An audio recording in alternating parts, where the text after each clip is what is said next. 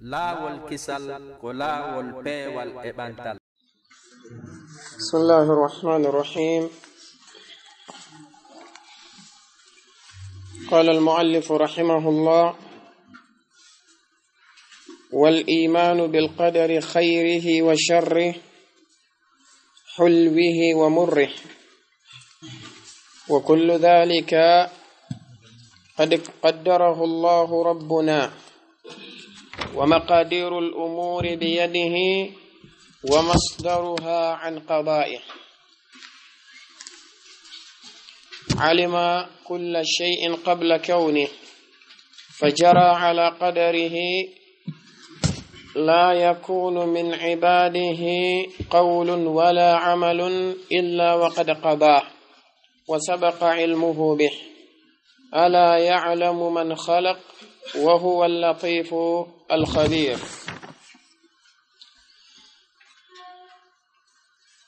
Pemaki kambe muallif rahimahullah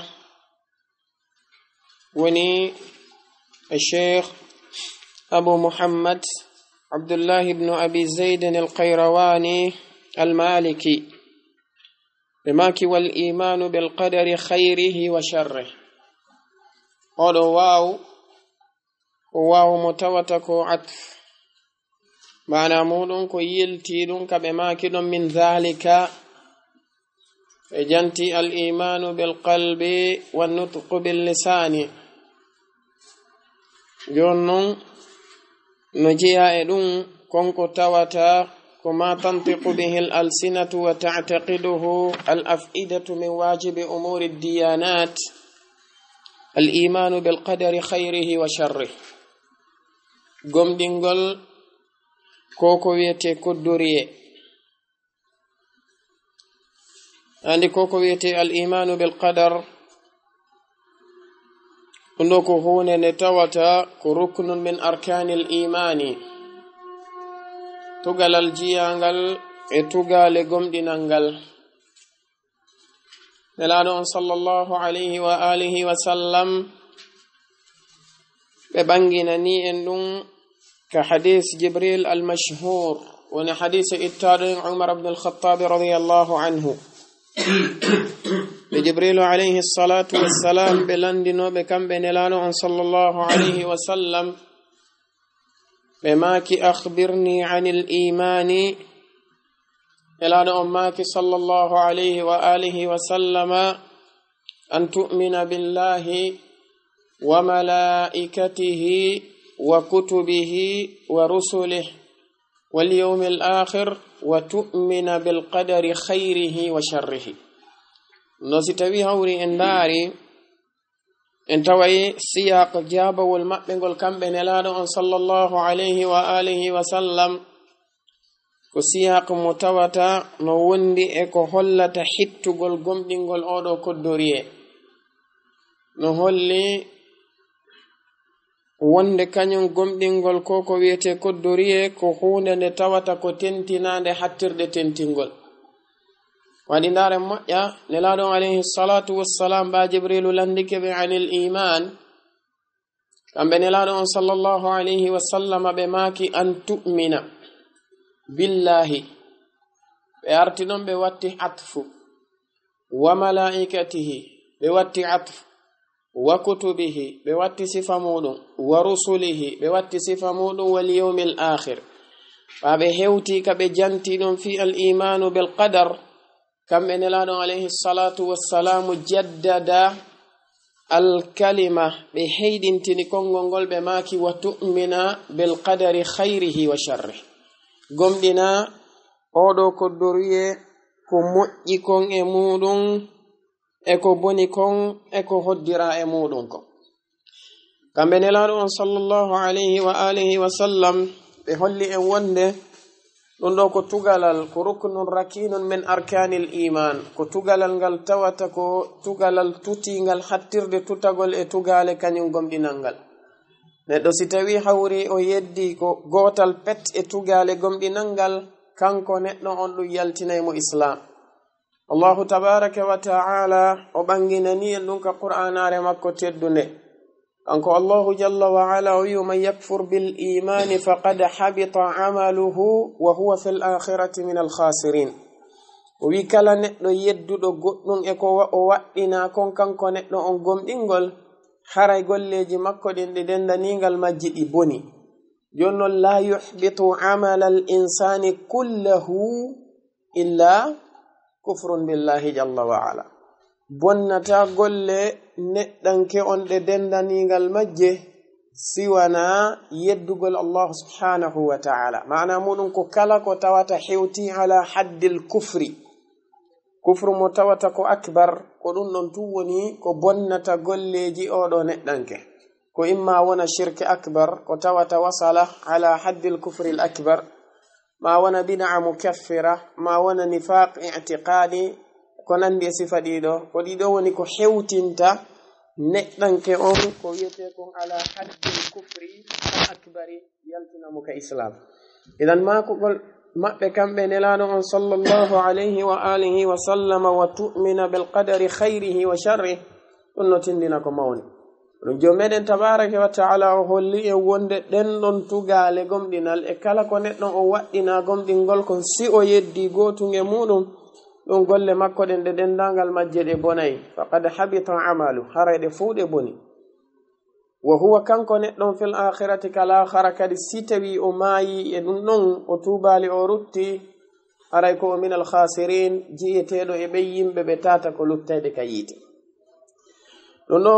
ko hunde nde tawata ko hollayde en wonde ko yowodiri e fiyake oɗo koddoriye ko hunde mawnude. Wana noon imam ibnu Daylami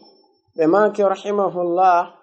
wonde ɓe arno ɓe tawi sahabajo nelaɗo sallallahu alayhi wa alihi wa sallama woni Ubay ibnu Ka'ab. ɓe ari ɓe tawi Ubay ibnu Ka'ab, ɓe fewti Ubay ɓe maki wonde kamɓe imam ibnu Daylami heɓe heɓude goɗɗum ka wonki maɓɓe ko yowodiri e fiyake oɗo koddoriye. ɓe makani Ubay ibnu Ka'abin yo Ubay jantani ɓe hadise ko ɓe naniri nelaɗo on sallallahu alayhi wa alihi wa sallama fi ko yowodiri e fiyake koddoriye, la'alla Allah tabaraka wa ta'ala an yudhiba bidhalika ma fi qalbi. No gasa Allahu tabaraka wa ta'ala ittiray ɗum ɗon konko ɓe mari ka ɓernde maɓɓe ko yowodiri e fiyake koddoriye. ɓe maki ɓaɓe ɓanginani ɗum ɗon Ubay ibnu Ka'ab, kañum Ubay ibnu Ka'abin ɓe jaabiɓe ɓe maki ɓe nani nelaɗo on sallallahu alayhi wa alihi wa sallama hiɓe maka, innaka law anfaqta mithla uhudin dhahaban ma qabilahu Allahu minka hatta tu'mina bil qadar wa ta'lama anna ma asabaka lam yakun liyukhti'aka wa ma akhta'aka lam yakun liyusibaka walau mutta ala ghayri hadha dakhalta an-nara. ɓe maki kamɓe Ubay ibnu Ka'ab ɓe nani nelaɗo alayhi salatu wassalamu no maka, haray an neɗɗanke on si tawi hawri a ɗetti yeru fello Uhudi ngon kange, a okkitiri ɗum ɗon sadaka lillahi wa fillah, ikhlasan lillah wa mutaba'atan lirrasuli sallallahu alayhi wa sallam, Allahu azza wa jalla o jaɓantama ɗum ɗon hatta tu'mina bil qadar, ha gomɗina koddoriye on, wa ta'lama anda kadi annama asabaka wonde dendanigal ko heɓuma kon lam yakun li yukhti'ak, ɗum haysi ko honɗum tigi de wannoɗa ɗum wopatano. wa ma akhta'aka, kala ko wopuma kadi lam yakun ɗum latanoki li yusibaka no memaynoma. Mana muɗum kala ko tawata wopima haysi ko honɗum tigi de wannoɗa ɗum ɗon hewtatanoma. ɓe maki walaw mutta ala ghayri hadha, si tawi a maayi tawi ko mayɗa kon koye hoore ko wona ɗum ɗo, dakhalta an-nara, a natoya yiite jahannam. ɓe maki kamɓe imam ibnu Daylami ɓe yiitidoy kadi e yoga e sahabaɓe ɓe landi ɓen sifa ko ɓe landi Ubay kon, sifa Abdullah ibn Mas'ud radiyallahu anhu, kañum ma e Abu Dharrin al-Ghifari radiyallahu anhu, ɓeɗo ha hewti o Hudhayfata ibn al-Yaman, ɓe maki mi landi ɓeɗo fuu kulluhum dhakaruni walla dhakaruli hadha al-hadithi min an-nabiy sallallahu alayhi wa alihi wa sallam. ɓe fuu maɓɓe ɓe jantanilan kañum oɗo hadith, ɓe fuu kadi ɓe maki wonde koye nelaɗon alayhi salatu wassalamu woni ko ɓe itti ɗum ɗon ko kamɓe woni ko ɓe naniri ɗum. idan no e hoore mum ko holla e ɗum en wonde ko wiyete al imanu bil qadar ko hunde nde tawata ko fiyake mawnuɗo ka sharia dina islam. Neɗɗo on si tawi o gomɗinali ɗum ɗo wonay sabu ha kanko neɗɗo on o yalta ka islam. Si tawile kadi o heɓi iskal e ɗum ɗo o jogitorali ɗum ɗo wona ahli sunnati wal jamaa ɓe jogori non ɗum kadi yaltinaymo kanko neɗɗo on min da'irati wa zumrati ahli sunnati wal jamaa. wonon oɗo mas'ala ko wiyete ko mas'alatul qada'i wal qadar. oɗo ko mas'ala mo tawata ko o miza kabira, miza jaliya bayna ahli sunnati wal jamaa wa ba'di firaqi dalla. oɗo ko o miza sendidirɗo farqun kabir hakkunde ahli sunnati wal jamaa e feddeji goɗi tawata ko feddeji majjudi. sifa ɓeɗo wiyeteɓe jabriya e sifa ɓeɗo ɓe tawata ko wiyeteɓe alqadariya. ahli sunnati wal jamaa kañum no tumbi ka hakkunde jabriya no feƴƴintini wa nafsu shay'in ɓeɗo wiyeteɓe qadariya kamɓe ɓe woni yimɓe ɓe tawata ko jasuɓe. waɗi no waɗɗi neɗɗo on andugol fi ɗum ɗo fiyo o wawu wonde neɗɗo mo tawata ko ñentinɗo nelaɗon alayhi salatu wassalam feppodirɗo e qur'ana e sunna no sahaba ɓen jogitornono. oɗo alqadar koddoriye allahu tabaraka wa ta'ala o jomi men tigi ɓanginani en ɗum ka qur'anare makko teddude e ayeji hewɗi. kanko allahu tabaraka wa ta'ala o wi wa khalaqa kulla shay'in faqaddarahu taqdira. o wi kanko allahu azza wa jalla o tagi kala hunde o eɓɓi fi mayre hattirde eɓɓugol. kanko allahu o wi inna kulla shay'in khalaqnahu bi qadar. menen kala hunde ko men tagi kon meɗen eɓɓani ɗum eɓɓore nde tawata ko eɓɓore yottinde. allahu azza wa jalla o wi e aya go wa kana amrullahi qadaran maqdura. o wi fiyake makko on kanko allahu tabaraka wa ta'ala no o toppitori noon fiyake tagore makko nden fuu ko eɓɓore nde kanko allahu azza wa jalla o eɓɓi. ko eɓɓore nde kanko subhanahu wa ta'ala o eɓɓi.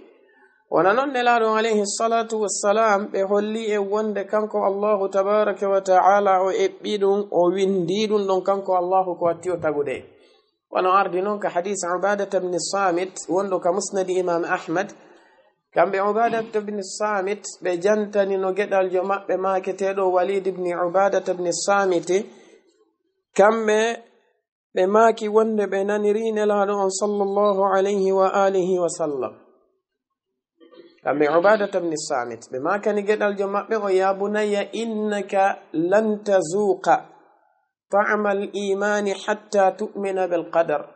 wa ta'lama anna ma asabaka lam yakun li yukhti'aka wa ma akhta'aka lam yakun li yusibaka.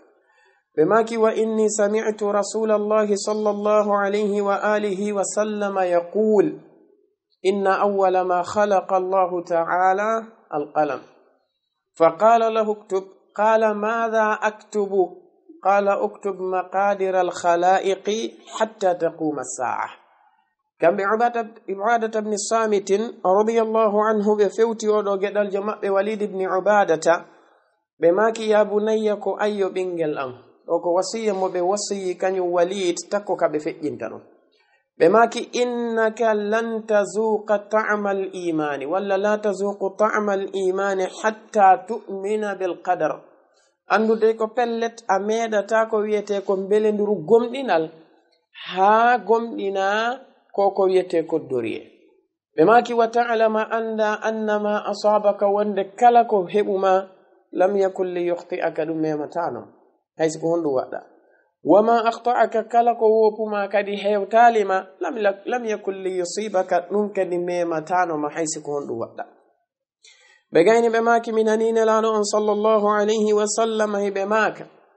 wonde hunde aranere ko Allahu azza wa jalla atti tagude konko karambongol. Yeso ɗum kamɓe Allahu tabaraka wa ta'ala ɓe wiyani karambongol windu. Karambongol wi ko honɗum mi windata ko ayyo joomi.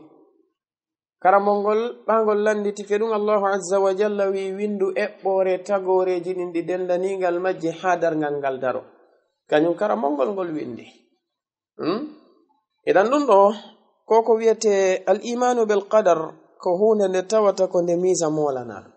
jonnon si tawino jantede fi al imanu bil qadari gomdingol koddoriyeji Allahu tabaraka wa ta'ala di inda ahli sunnati wal jamaa al imanu bil qadar ko ala arba'at maratib. al imanu bil qadar gomdingol koddoriye on ko hunde nde tawata ko nde mabniyun ala arba'i maratib e dow martabaji ɗi tawata ko ɗi nayi. hunde aranere nden ko al imanu bi ilmi llahi sabiqi li kulli shay'in al kamil shamil. hunde nde tawata ko hunde ɗimmere nden ko al imanu bi kitabati al maqadiri kulliha fi llawhi al mahfuz. hunde tammere nden ko al imanu bi khalqi llahi tabaraka wa ta'ala lidhalika kullih. hunde nayaɓere nden ko al imanu bi mashi'ati llahi tabaraka wa ta'ala allati tunaffidhu dhalika kullahu. ko ɗiɗo woni martabaji ɗin nayi. martaba arano on ko gomɗingol gandal Allahu azza wa jalla ngal wondema kanko Allahu tabaraka wa ta'ala gandal makko ngal no aditi dendanigal ɗiɗo tagoreji makko ɗi fuu majji. andi madama neɗɗo on ko aqida ahli sunnati wal jamaa o jogiti o heɓata iskale mum. waɗi ahli sunnati wal jamaa kamɓe ɓe wi sifatul ilmi lillahi tabaraka wa ta'ala ko sifatun qa'imatun bi dhatihi ay hiya sifatun dhatiyatun lam yazal illahu wala yazalu wala yazalu muttasifan biha. kanko Allahu tabaraka wa ta'ala gandal makko ngal ko gandal ngal o sifitori gandal zatiyan ko sifa mo tawata ko sifa zatiyankejo mo kanko Allahu tabaraka wa ta'ala o serali o serata kadi himo sifitori ɗum ɗo. ilmu llahi azza wa jalla ko sifatun zatiyatun lam yazal wala yazalu muttasifan bil ilmi. yono madama kanko neɗɗo on o fiɓi wonde Allahu jalla wa ala gandal makko ngal ko yowodirngal e zati makko on idan alaka ngal fuɗɗi. on ɗon si innama wonde ilmullahi jalla wa ala ko sabiqul li kulli makhluqin on ɗo heɓata iskal. so innama gandal Allahu ngal no atti kala ko tagako on o heɓata mushkila. wannan himo andi zati Allahu on no atti kala ko tagako. madama zati Allahu on alaka fuɗɗi ko wana noon gandal makko ngal kadi alaka ngal fuɗɗi. jonon kanko neɗɗo on o fiɓa wonde ngal ɗon gandal Allahu tabaraka wa ta'ala ko ngal shamilun kamil ko ngal moftungal ala ko tawata no wirningal ala ko tawata no suuɗingal. foti ko piiji feƴƴuɗi foti ko piiji fewndiɗi ma ko aroyayɗi ma ko ɗi waɗali ma ko ɗi watta ɗiɗo fo majji ko honno woniri alhaali majji. waɗayɗi ɗin ko honno ɗi waɗiroyta waɗɗi ɗin ko honno ɗi warri ɗi watta ɗin ko si ɗi wanno ko honno ɗi waɗirayno ko honno haɗata ɗi wadde kete. ko ɗum ɗo innete ilmun shamilun alima ma kana wama yakunu wama sayakunu wama lam yakun wama lan yakuna law kana kayfa yakun. alkamil gandal ngal tawata kadi ko timmungal tis ko wannon la bidayata lahu wala nihaya alaka ngal fuɗɗi alaka ngal hatti. idan neɗɗo on o fiɓa taw wonde Allahu tabaraka wa ta'ala dendanigal ko woni e wadde ko fop himo anduno ɗum ko neeɓi kanko tabaraka wa ta'ala gandal makko ngal no atti ɗiɗo fuu. ɗum ɗo woni almartabatu l ula fi maratibi al imani bil qadar. al imanu bi ilmi llahi sabiqi li kulli shay'in al kamili shamili. wannan jommen o wi'in ka qur'anare wonde wallahu bi kulli shay'in alim kanko Allahu kala hunde himo andi. o wi'en wonde wa anna allaha qad ahata bi kulli shay'in ilman kanko Allahu azza wa jalla o huɓinde ke kala hunde ko wiyete gandal. idan ko be neɗɗon faama ɗum ɗo. ma yo fiɓu wonde no woodi piiji waɗayɗi ɗi Allahu anda fi muɗum no woodi piiji ɗi tata ko waɗoyayɗi ɗin ɗon o humpitotako ɗi. si neɗɗo fiɓi ɗum ɗo yakfuru o wonay kefeero sabanede maɗum. idan ko ɗum ɗo woni almartabatu l ula. amma almartabatu thaniya ko ɗum woni al imanu bi kitabati l maqadiri fi lawhi l mahfudi ko gomɗingol wonde dendaningal kadi ɗin eɓɓoreji ɗi Allahu azza wa jalla eɓɓi e fiyakuji tagore nden fuu o winduno ɗum ka lawhil mahfuz ɗi dendangal majji wannon e yii ka hadis Ubadata ibn Samit mo jantiɗen nane wa nafsu shay'in ari hadis kadi mo imam Muslim ɓe filli ka sahihu maɓɓe ittaɗo e Abdullah ibn Amr ibn al-As ɓe maki nelaɗon alayhi salatu wassalamu ɓe maki wonde inna Allaha kataba المقادير أي كتب مقادير الخلائق قبل أن يخلق السماوات والأرض ب50,000 سنة بماكي وندن لادون عليه الصلاة والسلام ماكي الله تبارك وتعالى أو ويندن إبوريجي تغوريجي دي دندنينغال مجي كلوح المحفوظ أو حبتي نبا أو غين دي ويندو دي نون دوبي غلوجي چپان دي جوي سي أو تاگي نون أسماء جي دين كنيم ما إلي دي إذا نهند كانكو الله عز وجل أو ويندو قد ورسي ووين إنا كل شيء أحصيناه في إمام مبين ويقول كل شيء أحصيناه في إمام مبين كله ندي من مفتيد نفط اندو دفتر ندتاتا كو دفتر بانغو ندوني لوح المحفوظ إذن ندون غمدنا دون وندي الله تبارك وتعالى ويندي دين دون دي دندانيغال ماجي كالا كو تاواتا كونكو يوندير دون e fiya kuji tagore nden kanko jomi meden o windi dum no fop ka lawhil mahfuz yeso dum المرتبة الثالثة مرتبة مؤنك الإيمان بخلق هذه المقادير كو غومدينغول تاغوغول ماكو كانكو الله تبارك وتعالى دين اقوريجي دي تاواتا كو يونديرده فيا كوجي تاغورنا مانا مودون تاغوغول كانيون تاغوريجي دين e golleji mabbe din di dendangal majji neddo on gomdina dum do wonde ko Allah tabaaraka wa ta'ala tagi tagore nde dendangal mayre kala golleji kadi ko be woni faggitaade ko kanko tagi Allahu wi wallahu khalaqakum wama ta'malun ko Allahu tagi on e dendaningal ko wondon e gollude ko don si Imam al-Bukhari be windi deftere mustaqil be inni de khalqu af'ali al-ibad mana mudum ko tagugol Allahu tabaaraka wa ta'ala golleji jiyabe be tay nun don ko raddan ala al-qadariyya ko ruttugol e dow beedo be tawata ko qadariyankobe be ndari be inni wonde al-ibad humul khaliquna li af'alihim neddo on o fiba dum do wannan jom meden tabaaraka wa ta'ala wi ma asaba min musibatin fi anfusikum fi al-ardi wala fi anfusikum wa wi illa fi kitabin min qabli an nabra'aha kanko Allah azza wa jalla wi hebata masibo hay e woto ka leydi do wana kadi ka wonkiji modon si wana dum no windi e deftere dum woni ka lawhil mahfuz kanko Allah holli en qabla an yabra'aha ko atti o tagude dum holli jaka o kanko Allah azza wa jalla woni tagude dum ko benet non o fiba dum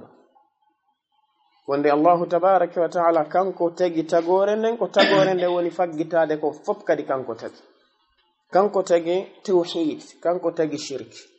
kanko tagi iman kanko tagi kufru kanko tagi zawaj kanko tagi zina kanko tagi njaram dagidan dan fo kanko tagi njaram harmudan dan fop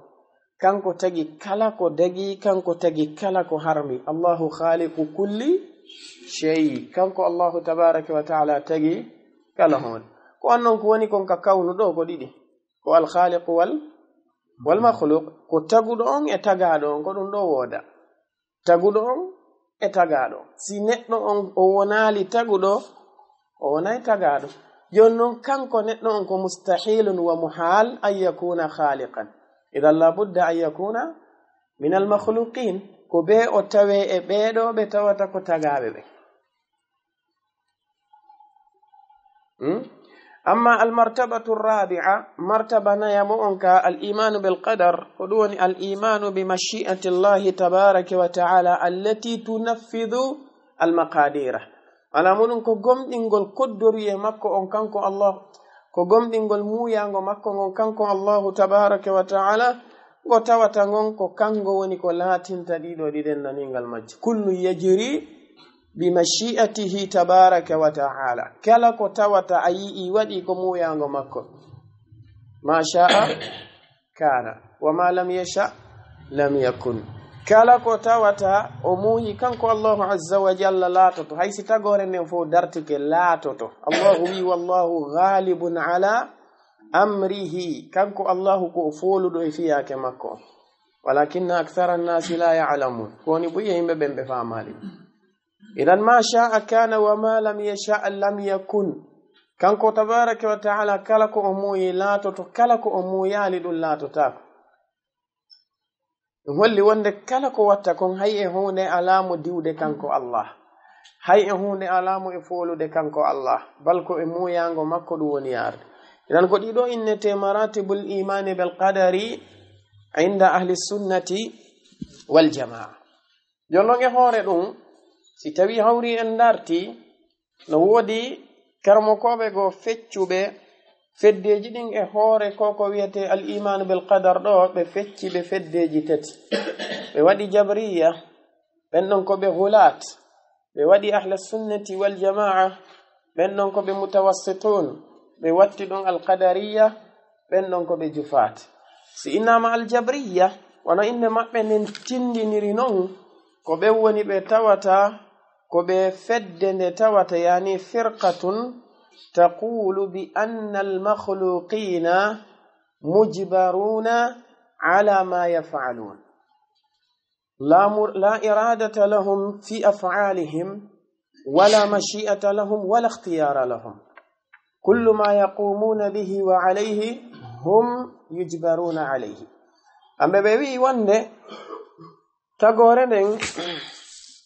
de dendaningal mayre ko de watta ko fot konde forcetende e muɗum Allahu tabaraka wa ta'ala dole be woni be wada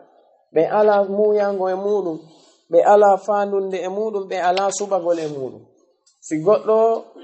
jogi ke tawhid ko Allahu dolimo wana fihi mo fala ma o subike si goddo jogi ke shirk ko Allahu dolimo wana fihi mo fala ma o subike si goddo rentike ko yete zina ko Allahu on woni ko dolimo ha o renti wana do fihi mo fala si goddo yani zina o wadi zina ko Allahu dolimo ha o wadi zina o wana subande makko wana faale makko o warri si goddo wujji wana non kala ko neddo on wadi kambe be wi wonde neddo on madama ko neddo wondo e leyla materi Allahu tabaraka wa ta'ala idan ko o mujbar ko o neddo mo tawata ko wona do forcede kala ko o woni e wadde no jiya ko be dallinori be wi jomi me wi wa ma tashauna illa an yasha Allahu rabbul alamin kambe ko be yimbe be tawata be tabintinani Allahu tabaraka wa ta'ala mashi'a wa ghalaw be tabintinani mo muyango ha gasi on sati be fejjintini ka tabintingol hatta salabu anil khalqi mashi'atahum be inni wonde tagore den ala muyango hay e hunde ko Allah azza wa jalla tumari muyango ko be do wiete al jabriya be do non ko be yimbe be tawata si taskitama ngol do kongol mabbe tawete la shakka kono karmo ko be wiri be no wonde ko be firqatan balla o hone le tawata kongol mabbe ngol no holli dum tinde mabbe den no holli dum ko wadi wi'ugol mabbe wonde Allahu tabaraka wa ta'ala tagore makko nen fu o dolaynde woni tagore den ala subagol hay e hunde kambe be faami wonde konko be woni wadde don ko min baabi ikrami Allah tabaraka wa ta'ala wa ta'zimi ko mawningol mo teddina mo be woni wadde jonnon fi nafsi alwaqti wa bi nafsi al-amri hum yantaqisuna walla hum bi anfusihim yu'ibunahu tabaraka wa ta'ala kambe e hore mabbe fewndo ka be woni wiide don wonde be teddinde mo be mawninde mo tawi e onno waktu hibe yawade mo kanko Allah hibe jantanade mo ayibe sabu honno tabintingol mabbe wonde tagore nde den daningal mayre nde dolete wona dum don mafhum ko ngongol ko tabintingol wonde Allah azza wa jalla o tonya e tagore nde sabu non hondo si tawi innama goddo wadi do shirku ko shirkani Allahu kon funa kanko subi ko Allahu dolimo on sinado yama yite ara o tonyama ka o tonyama ara o tonyama si tay goddo jokkido wadugol zina ha o maayi innama pelletna e suɓande makko ko allahu azza wa jalla fawi mo ɗum ko allahu forsi mo ha o ala feere ko be o wona zinowo on naɓama yiite haray o toñama ka o toñama o toñama tawi noon allah tabaraka wa taala taqaddasa wa tanazzaha an dhalik waɗi ndaari jomi meɗen tabaraka wa taala ko holli ko wonde himo tabintinani tagore nde mashi'a himo tabintinani nde irada mo tabintinani nde kadhalika ikhtiyar ko ɗum holli ɗum ko sabu tawde kala neɗɗo mo tawata kanko tabaraka wa taala o ittani neɗɗo on ɗum ɗon hol neɗɗo ɗon o ñawoytamo yawmal qiyama o landitoytako mo yawmal qiyama ndaare nde woodi yimɓe gooɓe tawata ko piiji gootum allahu tabaraka wa taala ittani ɓe ikhtiyar o ittani ɓe irada o ittani ɓe mashi'a e muɗum ɗum ɗo no huuɓiti yimɓe ɓen ɓe fof e piiji goo honɗum woni ɗin piiji tagugol neɗɗo waɗa mo gorko walla tagugol mo waɗa mo suddiɗo ma tagugol mo waɗa mo ɓaleejo walla tagugol mo waɗa mo daneejo ma tagugol mo janɗinamo ma raɓɓinɗinamo ma ɗum ko nande sifaɗin non piiji ɗum ɗo allahu tabaraka wa taala o doolay gooto kala woni hen gooto ala suɓaɓe gooto ala ihtiyara ala irada ala masiya ene o landitoyto ɗum goɗɗo yawmal qiyama o lettoye goɗɗo fi on tibiyoni ɓaleejo o nangoyay goɗɗo fi on tibiyoni ase ɗum ɗon ko golle makko noon kanko allahu fi ayi suratin ma sha'a rakkabaka ɗum ɗon ko jiyaɗum e mashi'atuhu tabaraka wa taala allati tahussuhu la yada libni adama fiha ɗum ɗo tagore me fof no mari jonnon no woodi yimɓe gooɓe tawata ɓen ɗon himo waɗani ɓe ikhtiyar e piiji goo mo waɗani ɓe mashi'a e piiji mo waɗani ɓe irada e piiji goo woɓɓe boo o waɗanaɓe mashi'a o wannaɓe irada o wannaɓe ikhtiyar e ɗin ɗon piiji ko homɓe woni o waɗanaɓe irada o wannaɓe mashi'a o wannaɓe ikhtiyar e ɗin ɗon piiji sembe piɗo ni ka yimɓe ɓe tawata ko yimɓe ndam arano on almajnun ɗimmo on assabiyu tammo on annasi nayabo on almukhti jowabo on almukrah ɓeɗo ko yimɓe ɓe tawata kanko allahu tabaraka wa taala kala ko ɓe faggiti o alhaali mo ɓe woni e muɗum ɗo emo yafaniɓe o nangitirtaɓe etten feetuɗo rufi alqalamu anhu hatta yafiqa ha o sellahimo ɓantana karambol feetuɗo si yari beere mo yafana si tawi hawri o wujji himo yafana si tawi o waɗi zina himo yafana si o yenni mo yafana si o juulali himo yafana paske haqqille ɗe yehi hande kadi wala sendindirde oɗo allahu azza wa jalla nangoytamo yawmal qiyamati sabu ɗin ɗon bakkatuji ɗum ko goo paske honɗum o ala irada o ala suɓagol kala ko o woni wadde ko koddori e allahu woni dogude e hoore makko tun o ala suɓagol fof ko waɗi si allahu nangitiroytamo ɗimmitel mum pay kun tawata helli faaka kun ɗo kadi e hoore muɗum hikum ɓantana karambol par ce que oɗo kadi o wawaɗi sendidirde piyakuji ɗin ton tanke o helli faaka haray himo yafana tammum ɗum neɗɗo yejjituɗo neɗɗo si tawi hawri o yejjiti hunde o sikki tawi kanko neɗɗo o yejjiti e nede nde ɗo hunde wattake ndeno harmi si o waɗi nde himo yafana par ce que o yejjiti rabbana la tu'akhizna in nasina aw akhtana joomi amen wata nangitirmen si tawi hawri min yejjiti min waɗi ibnu adama no jarribora yejjitugol moƴƴa no jeeya ko sendi mo kanko e allah azza wa jalla joomi min yejjitata ɓiɗɗo adama kañum ko ɓe yejjita yon noon sahaba ɓe nde wanno ɗin du'aji ɗon allahu azza wa jalla o wiwno naam e riwaya goo ka hadis al qudusi ɗin mo arɗo o wi qad fa'altu mi waɗani o ko ɗum sinelaɗo alayhi salatu wassalam ɓe maki ka hadis ibni abbas inna allaha tajawaza li an ummati alkhata wannisyan wa mastukrihu alayh allahu yafanike mofte an ɗen piiji tati kala ko ɓe falji ɓe waɗi ta ɓe falju ɓe tewaki ɓe waɗi ɓe yafana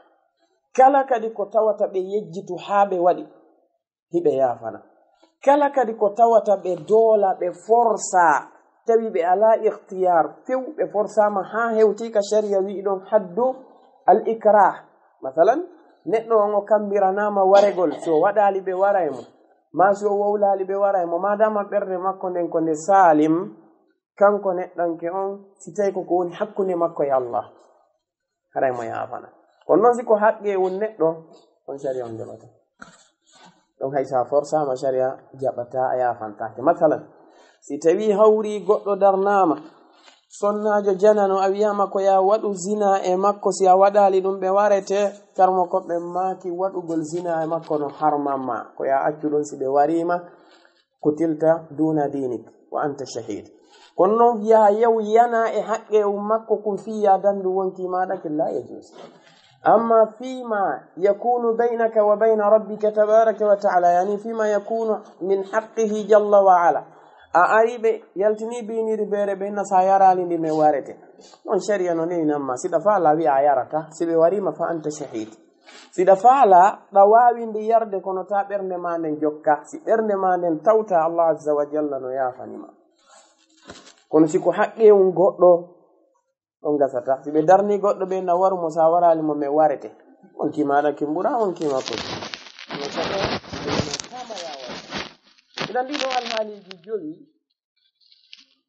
alhaaliji joyi neɗɗo kala wonɗo e ɗiɗo Allahu tabaraka wa ta'ala no yafanimo ɗum ɗum ɗo holli en hon wonde kala mo ala e ɗiɗo alhaaliji ko neɗɗo mo tawata lahu iradatu walahu mashi'atu walahu ikhtiyar pellet en fo meɗen hiɗen an ko iwɗen ka meɗen arɗen ka julirde ɗo jangugo ate goɗɗo men sowno gonga ko Cheikh Usaymin maaki kon ka aqidati ahli sunnati wal jamaa maɓɓe ese goɗɗo e men su'uno wonde goɗɗo no ɓurni mo ɓoggol ma no pooɗude mo ha o hewti ɗo goɗɗo e men su'uno ɗum wala ko wana noon neɗɗo kadi immotoɗo yawgol ka beere yarete on kadi neɗɗo e hoore makko o sowata wonde goɗɗo no ari pooɗi mo naɓi mo ha ka beere nde yahata o yaratan ko ɗum waɗi iblisu alayhi la'ana e hoore makko sen ndaari kanko tigi yukadhibu aljabriya ko waɗi noon kanko iblisa e hoore makko si tawi hawri o naatoyi ka yiite yimɓe ɓen naati tawimo ton kono o wiyata ɓe ma kana liya alaykum min sultanin illa an da'awtukum fastajabtum li kanko iblisu alayhi la'ana o wi min tigi mi alano doole e hoore mon goy manamum hay goto e mon mi yahano mi pooɗi o wi o yahata mi pooɗi mo mi mayi hay goto e mo wiyali wowlata mi piimo min ni yo wowlu goto e mo wiyali watta mi piimo min ni yo wat mi ar mi noddi on nooti ɗolla kanko iblisa o wi mi noddi on nooti ɗollan o wiyali mi noddi on joomi mon addi on ɗum kadi wala cheikh l'islam ibn taymiyya taɓe makiri noon ka ta'iya maɓɓe fil qada'i wal qadar ɓe maki nden ɗon hunde nde kamɓe jabriya ɓe wowli ɗon ɓe jaɓi nde wosi ko bayna al abdi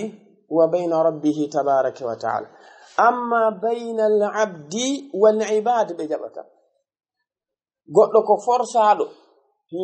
ɓe jaɓay si ko hakkunde makko e Allah o juulali ko Allah forsi mo o shirki ko Allah forsi mo o yari beere ko Allah forsi mo o wujji ko Allah forsi mo ɗon fuu kamɓe ko musallam indahum amma si tawi goɗɗo ari wujji goɗɗo ka bakkatuɓe hakkunde makko e Allahu ɓenne ko Allahu forsi mo wujji kono amma accitemo yaada e ko wujji kon ko Allahu forsi mo woni arsike makko ɓe jaɓata ɗum tentini siko ka maɓɓe wujja ɓe jaɓata wa nafsu shey si ari a sorti laɓi a taƴi jungo goɗɗo e maɓɓe o innata utrukuhu huwa mujbar la khiyarata lahu wala iradata lahu wala mashi'ata lahu fi fa'alatihi hadhihi waltan ɗum holli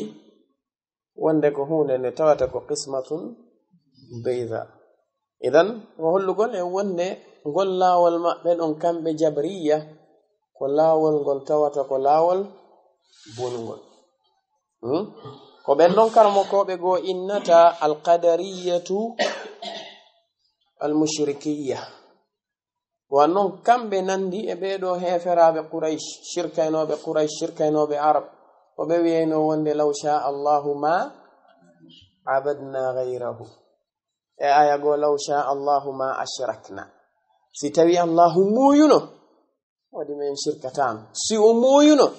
ko pellet men rewatano ko wonamo kambe be andi kala ko be woni wadde ko Allah azza wa jalla fawibe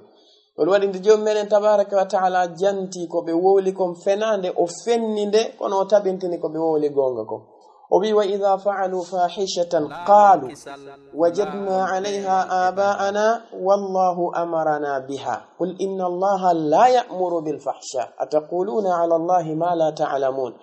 o wi si tawi hawri be wadditike bakkatu be golli fahisha ko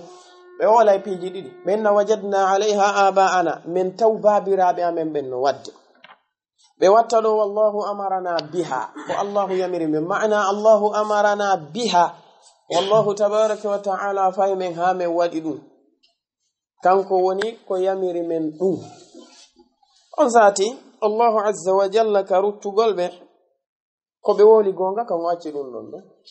ko be wi ko wonde wajadna 'alayha aba'ana non tay ko gonga wadal inkari do ma kono wi qul inna allaha la ya'muru bil fahsha wolam be wonde koko be inni ko Allahu yamiri be ngum fahisha ko don be fel Allahu yamirta fahisha yani si Allahu yamirali wade fahisha ko forsa goddo e wadu ngum forsata idan dum don ko ndem fedde mabbe don jogiti dum don ko majjere molana amma beedo be tawata ko alqadariyya woni beedo be tawata ko aljufat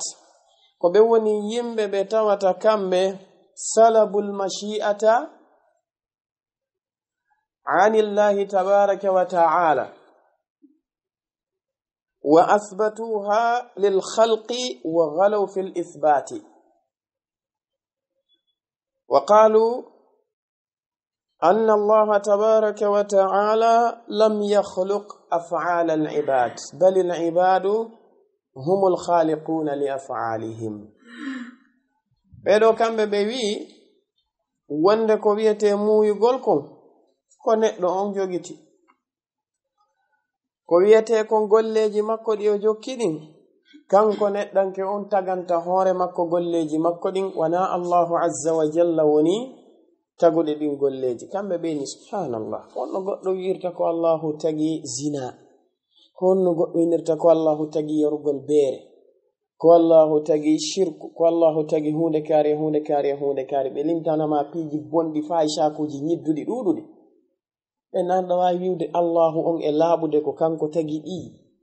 andi kambe gadi ko min babi tanzih Allah azza wa jalla ko e dambugal labbingol mo kanko Allah be yeyi non ha be wi be labbinde mo be labbini mo kanko Allahu tabaraka wa ta'ala ha be jantani mo ayibeji ko wannon be wadani mo kafi dibbe biwgol mabbe wonde Allahu tabaraka wa ta'ala kanko o tagali dey ko boni kala ko innete ko boni kon ko jiyabe be woni ko tagi dum no andi be kafidimmo kanko Allahu azza wa jalla e ko wonamo katagugol yono Allahu wi ala lahul khalqu wal amru o wi kanko tabaraka wa ta'ala wondema ko wiete tagugol kon Allahu khaliqu kulli shay bal kanko Allahu tabaraka wa ta'ala no jiya e ko wadiri inkare hore shirkaybe be go wi hadha khalqullahi fa aruni madha khalaqa alladhina min dunihi o wi dum do heno ko Allahu tagi ko janta do fo jonnon hollelan konko wonamo ko hondun dun don tagi ko wonamo kon kanko tabaraka wa ta'ala hollelan ko hondun dun don tagi holli wonde hayhunde taga ko kanko Allah tabaraka wa ta'ala tu tagi tagorne den dangal may jonnon kambe be do alqadariyya daribe be wi wonde ko tagore den woni ko tagi golleji mudun de yani jiya ben kambe tagi golleji mabbe din kambe kadi hore mabbe ko kambe woni ko karomo ko be wi alqadariyatu almajusiyya do sinelano alayhi salatu wassalam inni be kambe woni majusu hadhihi al-umma limadha li'annahum tashabbahu bihim wa qalu biqawlatihim benannindinike ben don be woli kongol benno majus ko kambe wi wonde للكون خالقان وللخلق كذلك معبودان بإني وندن وودني تغورندن تغو بيدو بيكو خالق الخير وخالق الشر kamɓe majus ɓe inni taguɗo ko moƴƴi kon kala ko moƴƴi kon ko allahu azza wa jalla tagi ɓe inni khaliqu shar ko iblis kala ko boni kon ɓe wi ko iblis a tagi ɓe dari noon ɓe wiya wa joni tagore nden no mari reweteɓe ɗiɗo ilahu nuri alladi khalaqa alkhayra wa ilahu alzulmati alladi khalaqa alsharra ɓe inni ko reweteɗo daygu on ko on ɗon tagi ko moƴƴi woni allah e reweteɗo niwre on woni taguɗo ko boni ko woni iblisu alayhi llan jon noon ɓeɗo qadariya madama ɓe nandindinike ɓen ɗon ɓe wi'i wonde allahu tabaraka wa taala golleji jiyaɓe ɓen tentini bonɗi ɗin e majji ɗum noon ko kamɓe tagani ɗum ɗon hoore maɓɓe ɓe nandi e majusi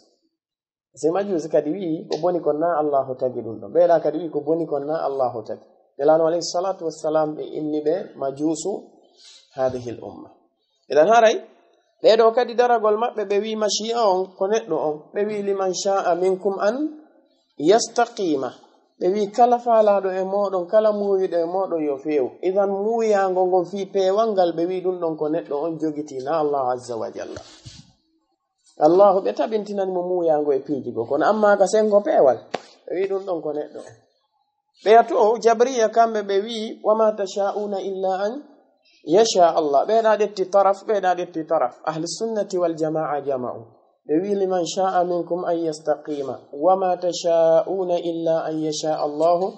rabbul alamin ɓe wi liman sha'a minkum an yastaqim ɗum ɗon ko ithbatun min allahi tabaraka wa ta'ala almashi'ata lil khalqi wama tasha'una illa an yasha allah ɗum ko ithbatun min allahi jalla wa ala li nafsihi almashi'a wa bayanun أن مشيئة الخلق تابعة لمشيئته جل وعلا دائما أهل السنة والجماعة هم يتوسطون في المسائل كما سماهم الله تبارك وتعالى وكذلك جعلناكم أمة وسطا لتكونوا شهداء على الناس ويكون الرسول عليكم شهيدا إذا نرى أنه بين ننجم أفهم أنه anda ko honɗum woni finde ahli sunnati wal jamaa ɗum ɓe maaki wonde wal imanu e gomɗingol ngol kadi bil qadari kodduri on khayrihi ko moƴƴi makko kon wa sharrihi cheikh usaymin ɓe maaki si innama sharru alqadar haray almuradu bihi ko almaqdur hunaka alqadaru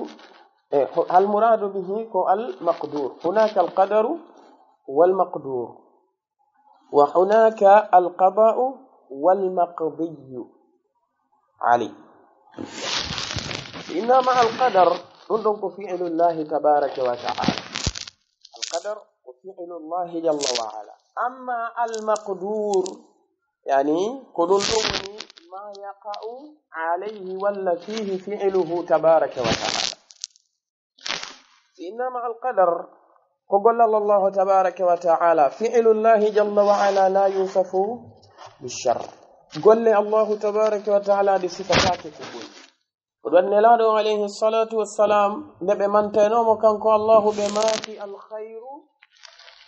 كومنك والشر ليس إليك بما كي مجر نفوك إمر كما عن الله عز وجل بنيهم ودم بتاكنون يماء كونون شيخ سمين ماكي كشرح عقيدة السفارينية وند أفعال الله جل وعلا كلها أصلح أو صالح قل لما قد كانكو تبارك وتعالى دفب مجيكو برد موجود ولا موجود معنى من هدو قل وند كانكو الله عز وجل قل لما قد قل تاكو بني كلا كدكو قل لكو بحكمة بالغة kala ko o golli kanko Allah azza wa jalla ko bi hikmatin baligha idan si tawi jantama innama koddori on ko moƴƴi kon e ko boni kon cheikh usamin ɓe maaki wonde konko wona e wowlede ko boni ɗon ko faanda ko e ko hoddira kon mathalan yarhamukallah allahu tabaraka wa ta'ala si o hoddiri e jiyaɗo makko wonde on ɗon jiyaɗo makko o waɗay accident kanko jiyaɗo on si o waɗi accident juuɗe makko ɗen ɗiɗin noon ɗe helay ma o hoddiri e hoore jiyaɗo makko on wonde bandi samay e makko ɓe jatta ko o jogiti kon ɓe barminamo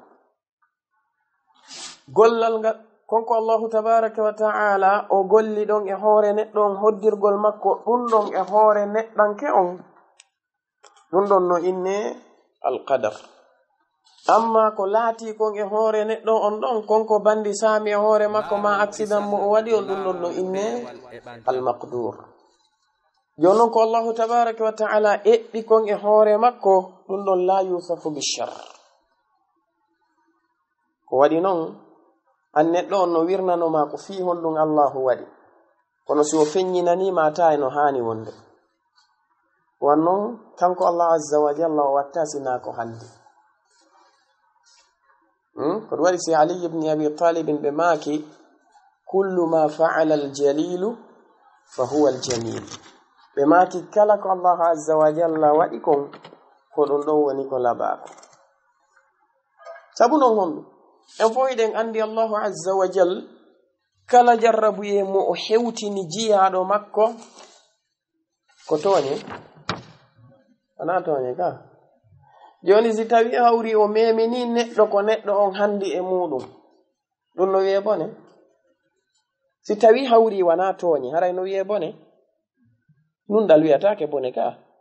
kala ko Allahu tabaraka wa ta'ala memini jiyaɗo makko on haray jiyaɗo on no handi e muɗum. waɗi sen taskike on accident mo neɗɗo on heɓata ɗum malla on bandi ko warata sama e hoore makko ɗum ene konko o heɓi ɗon ko sabu bakkatu ko o faggiti walla na ɗum. si tawi ko a jaɓuɗo qur'ana Allah tabaraka wa ta'ala o wi ma asabakum min musibatin fa bima kasabat aydikum wa ya'fu an kathir. o wi kala ko heɓi on e masibo koko wonkiji moɗon ɗin faggitiko. idan bandi saami e hoore goɗɗo ko no wiyete masibo ka. si ɓe jatti jawdi makko nin ko no wiyete masibo. si ɓe piimo ɓe barminimo ko no wiyete masibo. Allahu wi fa bima kasabat aydikum koko faggiti ɗon kon non ɗum kadi wa ya'fu an kathir. kanko Allahu azza wa jalla himo yaafo kadi ko mawni wala on nangitirde fof. kono noon si o nangitiri on fof waccata on hoore ndi ley ɗum ko goo. ɗimmitel muɗum ngel neɗɗo on si tawi on jarrabuye no Allah azza wa jalla liɓimo e hoore neɗɗo on ko imma gotel e piiji ɗiɗi. ko goo imma wonanamo kanko neɗɗanke o waaju fiyo o ruttito e bakkatuji ɗi o woni wadde ɗin walla wonanamo kanko neɗɗanke on heefiran ɗum mo bakkatuji makko ɗin. ndaare Allahu azza wa jalla o wi ظهر الفساد في البر والبحر بما كسبت أيدي الناس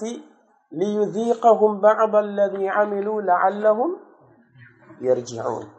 fiyo ɓe ruttito ɓe tuuba ɓe rutto e ko ɓe woni wadde kon. idan himo adda jarrabuyeji go e hoore maɗa tawa ko sabu bakkatuji ma ɗi a waɗiɗi ɗuuɗi kanko tabaraka wa ta'ala o andinirama ɗum ɗon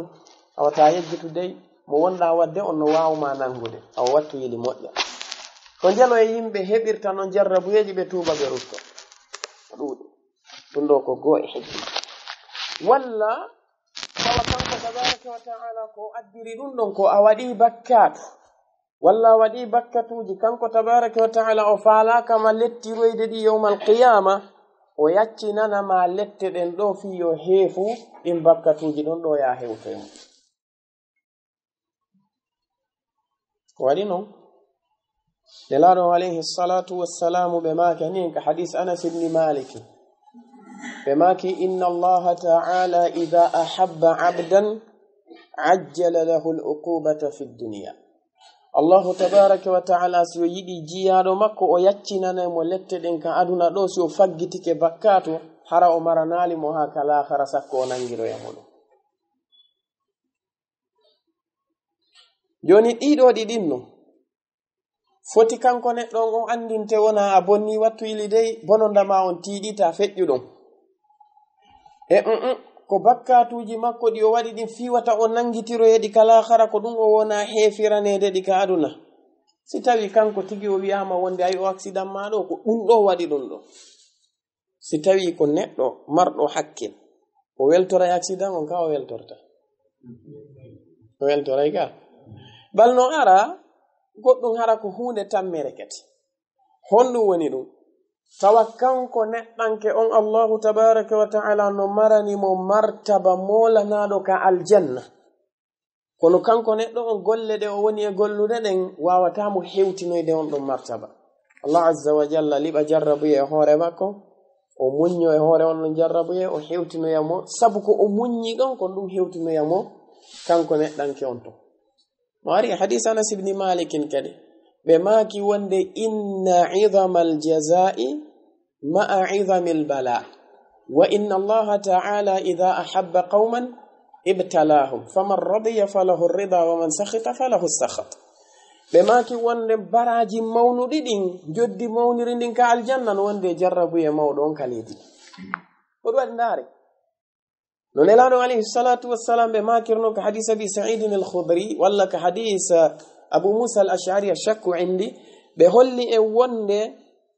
ko ɓuri mawnude e jarrabuye e nder jiyaɓe allahu tabaraka wa ta'ala ɓen fof ko al-anbiya. enen ko fii ko kamɓe ɓuri bonde en fof en jaɓi kamɓe ɓuri moƴƴude ka, kono allah tabaraka wa ta'ala waɗi ko kamɓe ɓuri tiiɗude jarrabuye. ɗaren jarrabuyeji ɗi annabi ibrahima jarriboraɗi na seeɗa. annabi ibrahima e moƴƴude wa nafsu shey ko attiɓe tawa annabi nuhu ko jarriborako. sen iwiɗon en ari annabi ismaila ko jarriborako na sama kala. ko wana noon sen ɗetti annabi yaqub kamɓe hoore maɓɓe ko ɓe jarriborakon fi sertugol maɓɓe e annabi yusuf, ha e sertugol maɓɓe e miñan annabi yusuf woni bunyamin. ɗum ɗo fop e ko fayɓe ɗon ko fo wullugol e ko nandi e sifa ɗin piiji ha gite maɓɓe ɗen niwɗi niɓɓiti pitik joni tawi ɓe yiyata ko fi hiɓe boni ko pelletuna fi hiɓe boni. kono tuma kala nde ɓe jarriba hiɓe ruttitade ka allah tabaraka wa ta'ala ɓe ɓurtamo jarnude ɓe ɓurtamo yettude kanko jomiraɗo o ɓeydi martaba maɓɓe o nafsu shi ine laaɗo alayhi salatu wassalam kamɓe kadi jarrabuyeji ko ɓe naɗi ko. idan no jeeya e majjere neɗɗo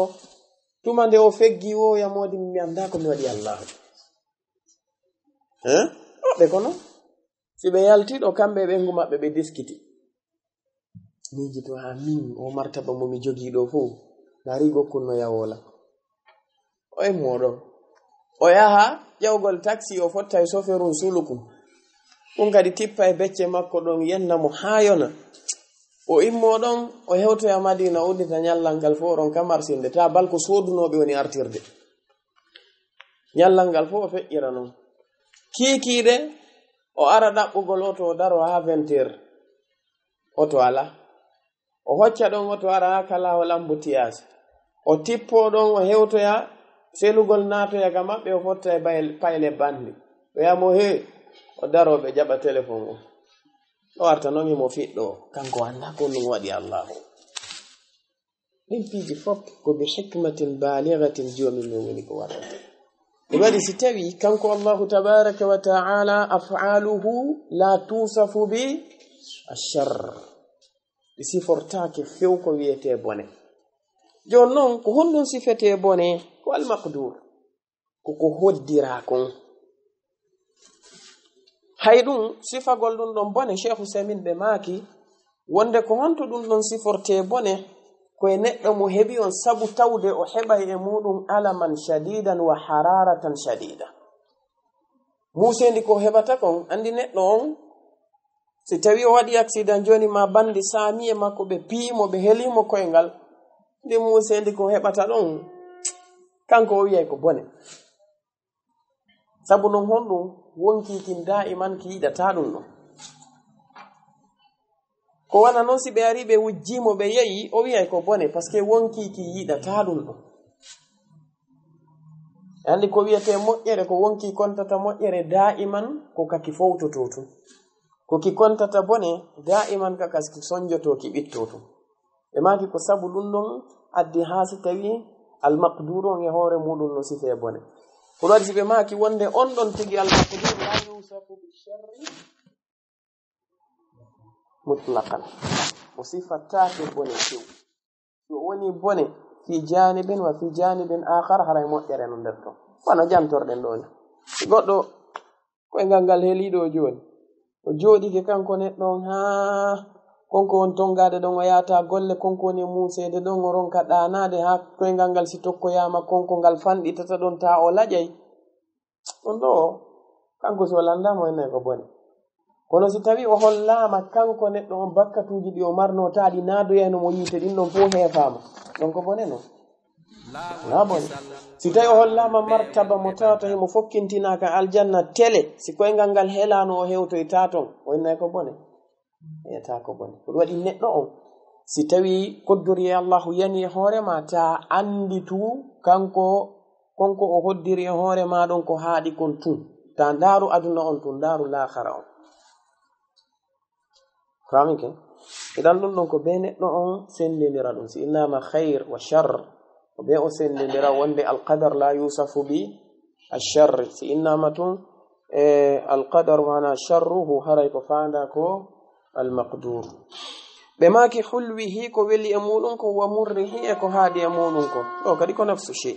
ana mum koyo neɗɗo on gomɗi wonde ɗum ɗo fuu ko immorde ka allahu tabaraka wa ta'ala ko kanko hoddiri ɓe maki wa kullu dhalik dendanigal non ɗiɗo piiji qad gomɗide qaddarahu allahu on hoddiri ɗum rabbuna kanko joomi meɗen mana mum o windi ɗum ka lawhil mahfuz kanko allahu azza wa jalla ko be neɗɗo on gomɗina ɗum ɗo fop ko moƴƴi kon e ko boni kon ko weli kon e ko haaɗi kon fo allahu windi ko kanko hoddiri jon noon golle makko ɗen kanko tabaraka wa ta'ala ɗe wiyatake bone ko ɗum waɗi si memi neɗɗanke on tun kanko neɗɗo on o heɓi ko haaɗi e muɗum na yo nattu e allah azza wa jalla ko yo nattu e makko kanko o anda kanko faggiti ko ɗum waɗi si jomum mi wi ma asabaka min hasanatin fa min allah ko ɗum waɗi so weni wa ma bikum min ni'matin fa min allah kono o wi wa ma asabaka min sayyi'atin fa min nafsika ko an faggiti ko ɗum woni ɓe hoorema ɓe maki wa maqadirul umuri eɓɓoreji fiyakuji ɗin ɗi fop majji biyadihi koye jungo makko woni kanko allah la biyadi gayrihi na e jungo goɗɗo go ko wonamo dey jibril alayhi salatu wassalam la yatasarrafu fi maqadiri llahi jalla wa ala li ibadihi wa kadhalika sa'iru lmalaika wa hakadha almursaluna wal anbiya fadlan an al awliya'i wassalihin ko ɗum waɗi neɗɗo fiɓugol makko ɗo wonde allahu no hoddira goɗɗum neɗɗo moƴƴo go aroya ɗo waliyajo on ɗo bonnita ɗum ko shirkangal allah azza wa jalla no allahu jomi men o wi'i inna allaha balighu amrihi kanko tabaraka wa ta'ala ko o muyi kon o yottina ɗum ha hewtoya ɓe maki wa masdaruha yaltirde ɓulirde kañum ɗiɗo piiji ɗi dendanigal majji an qada'ihi ko e ñawore makko nen kanko allah azza wa jalla no waɗi karmokoɓe waɗirɓe farq bayna alqadar walqada ɓe maki wonde alqadar awsa'u min alqada mana muɗum alqadar kañum ko winda kon ka lawhil mahfuz kala ko winda ka lawhil mahfuz yusamma qadaran uktub maqadir alkhalaiqi ila an taquma as-sa'a kala ko winda ka lawhil mahfuz yusamma qadaran joni non si yeyi hina wuqu'ihi walla ba'da hina yani min hini wuqu'ihi gila ɗon no inne alqaba gila ɗon gila ka tawi ɗon no laatade ha laatiki hande kadi yusamma qaba'an matalan ndeɗo jonde meɗen nde joɗiɗen ɗo ka darsu meɗen ɗo fewndo ka alansara tawi yusamma qadaran ka woni wadde ɗo yusamma qada'an famike si ɗo feƴƴi kadi hande kadi yusamma qada'an si feƴƴi joni no wiye qadaran no wiye qada'an ko waɗi noon no windi ka lawhil mahfuz kono gila ka laati ɗon hande kadi no sella ya wi'u ɗum ɗon qada kono kala ko o windi ton kanko allahu tabaraka wa ta'ala tawi laataki taw la yusamma qada'an innama yusamma qadaran kono kala ko o laatini kanko allahu ɗa wawi wiide qadaran ɗa wawi wiide qada'an ko ɗum waɗi si inna wonde alqadaru awsa'u min al qada'i ɓe maki alima kanko allahu o andi kulla shay'in kala hunde qabla kawnihi ko atti laatagol ɗum ɗo non en jantino ke fimud fajara ɗum kadi dogi ala qadarihi e dow eɓɓore makko nden kanko allahu azza wa jalla yata e hoore no lundota ko eɓɓore makko nden abadan kanko allahu o wandata hunde nden ko ni nde woniroyta o winda ɗum ka lawhil mahfuz kanko tabaraka wa ta'ala o taga ɗum ɗon o muyira noon ɗum ara laato tawana noon gasiri watta abadan la yakunu laatotako min ibadihi immorde e jiyaɓe makko ɓen qawlun konngol wala amalun wana gollal illa siwana wa qad gomɗi kanko allahu tabaraka wa ta'ala qadah o ñaawi ɗum ɗo mana muɗum kanko allahu subhanahu wa ta'ala nden ɗon hunde o hoddiride yo noon bayna alqada'i walqadar e hoore muɗum no ara ahyanan ka tawata hiɗi sifa ko qaida ko karmo koɓe wallini ko iza iftaraqa ijtama'a wa iza ijtama'a iftaraqa si tawi ɗiɗi ɗin non ɗi jantama alqadar walqada harayno anda likulli wahidin minhuma ma'nahu ma'nan mustaqil si tawi gotun e muɗum jantama yadkhulu tahtahu al-akhar الناس فاهم سينما القدر والقضاء الإيمان بالقدر والقضاء سواء تعريف مودون أو أن يكون كلا تعريف مستقل سينما لون الإيمان بالقدر هر يدخل فيه القضاء سينما الإيمان بالقضاء هر يدخل فيه القدر ودرس بما كده وند ولا يكون من عباده قول ولا عمل إلا وقد قضاه أي إلا وقد قدره تبارك وتعالى سوانا كان الله عز وجل وهدرين ويبي وسبق علمه به غندل مكونغال كدي كان الله عز وجل دون غندل مكونغال اديكدو اي بيدي اودو آية كالله وي الا يعلم ان حرا اندا من خلق ان تغودو كونكو او تاغي on tagudo o anda hara konko o tagi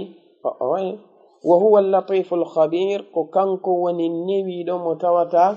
ko humpitiɗo dendaningal fiya kuujiɗe ɓe maki yudilluhi mo majjinira man yasha'u kala mo o muyi majjinde fa yahdhuluhu o woppiramo bi adlihi nunɗal makko ngal ɓe maki wa yahdihi mo fewna man yasha'u kala mo o muyi fewnude fa yuwaffiquhu o hawrindiniramo bi fadlihi ɓural makko ngal woɓɓe ikhtisaran ɓe wiyayi yahdi man yasha'u bi fadlihi wa yudillu man yasha'u bi adlihi إنما يهدي من يشاء بفضله كانكو تبارك وتعالى هم فيونر كلام أموي فيونر دم مؤير مكو دم برال مكونغال نو أندا وندن ابن آدم إذا ترك وحده مع الشيطان لا يستطيع أن يهتدي سبيلا نتلو سي أكيداما كانكو تون إبليس عليه اللعنة وواوا فيو دلاول ko holiɗa noon hoorema o ko holiɗa hoorema si allahu azza wa jalla accidima e cheytan fima o bonay few wonnon o majjinte hattirde majjinte o waɗi kanko iblisu alayhi llana o wi'i wonde wala ughwiyannahum ajma'ina illa ibadaka minhum المخلصين ويالي إلا عبادك منهم المخلصين وي إلا عبادك منهم المخلصين أي الذين أخلصتهم أنت بن لهم يواتا بسو من لازم عمي وي لطب بن فب ممجنة كلا مواتي دولا لن يمود ونن من غينا فيو كونو بن بأن الله تبارك وتعالى لبن دا هيدو دا لن يمات بن لا سبيل لي عليهم من الله وله ورمات إذن سيافي وكانكو الله تبارك وتعالى في ونرتما بي فضله جولون يهوردون شيخ الإسلام ابن تيمية بماكي جعل الله تبارك وتعالى للهداية أسبابا هم ودني كانكو الله عز وجل بيوانغال سببوجي فمن سلك وأخذ بهذه الأسباب بنية خالصة فالله تبارك وتعالى يتولى هدايته